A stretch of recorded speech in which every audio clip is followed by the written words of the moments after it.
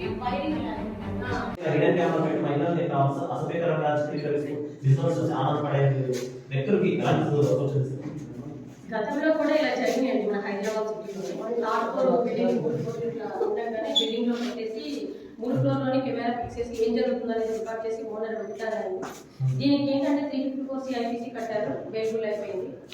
దీని గురించి అవగాహనతో పాటు నేను ప్రతి కాలేజీ స్కూల్స్ హౌసెస్ క్యాంపెయిన్స్ ప్రతి ఒక్క చోట కూడా కాలనీలోని అపార్ట్మెంట్స్లోని అన్ని బిల్డింగ్స్లోని ఈ ప్రాబ్లం వస్తుంది అని చెప్పి నేను క్యాంపెయిన్ స్టార్ట్ చేశానండి.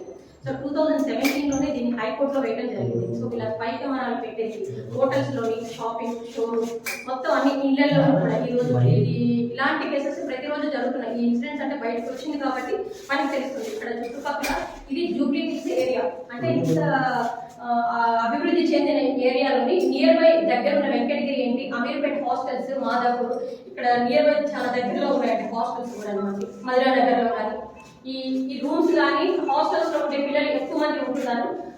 ఎంప్లాయీస్ కూడా వేరే దగ్గర నుంచి వచ్చి ఇక్కడ జాబ్ చేసుకోవడానికి ఇలాంటి రూమ్స్ తీసుకుంటారు. స్టూడెంట్స్ అయితే హాస్టల్లో ఉంటున్నారు.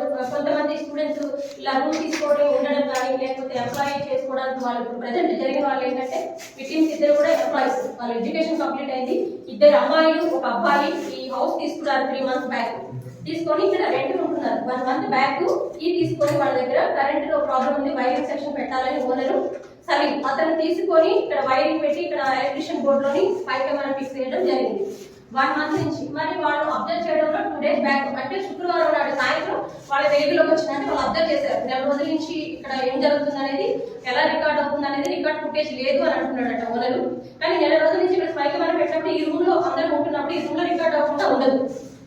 ఈ ఫుటేజ్ అంతా ఎక్కడికి వెళ్ళింది అనేది మాకు వివరాలు తెలియాలి. దీని మీద అతనికి కేసు ఫైల్ చేయాలి. నాన్ పేరబుల్ కింద కేసు ఫైల్ చేయాలని నేను డిమాండ్ చేస్తున్నాను. యువతులకు కిరాయి రూముల్లో కూడా భద్రత లేకుండా సేఫ్టీ అంటే మామూలుగా సేఫ్టీ లేకుండా ప్రైవసీ లేకుండా ఈ ఘటన వల్ల మీరు భవిష్యత్తులో ఎలాంటి ఆలోచన అసలు హాస్టల్లోని ఇలా రూమ్స్ తీసుకొని అనేది ఎక్కడా లేదు. అందుకని నేను అనేది ఏంటంటే మనం అప్రమత్తంగా ప్రజలు ఉండాలి. ప్రతి ఒక్కరు దీని మీద అవగాహన పెంచుకోవాలి. ఏదో వీడియోలో వచ్చింది వాళ్ళు ఎవరికో జరిగింది మనకేం జరుగుతుంది అనుకోవడం లేదు. అది అద్దుకున్న ఇళ్లలోనే జరుగుతాయని గ్యారెంటీ లేదు. సొంత ఇల్లు జరగమని ఎక్కడైతే లేదు కదా.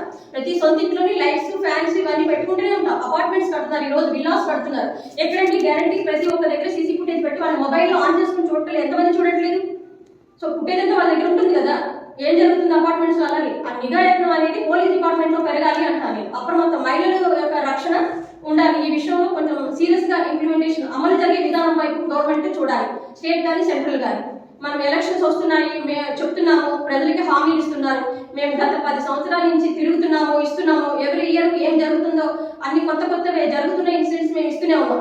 దీని మీద ఇంకా అమలు జరగకపోవడం వల్ల నిర్లక్ష్యం అనుకోవాలి. ప్రభుత్వం నిర్లక్ష్యం అది సెంట్రల్ కానీ స్టేట్ కానివ్వండి ఇది నిర్లక్ష్యం వహిస్తుంది అని నేను అంటాను. సో ఇలాంటివి జరగకుండా ప్రభుత్వాలు ఇప్పటికైనా కళ్ళు తెరిచి ఇలాంటివి జరగకుండా నిఘా పెంచమని మేము అడుగుతున్నాము. అవగాహన కల్పించాలి.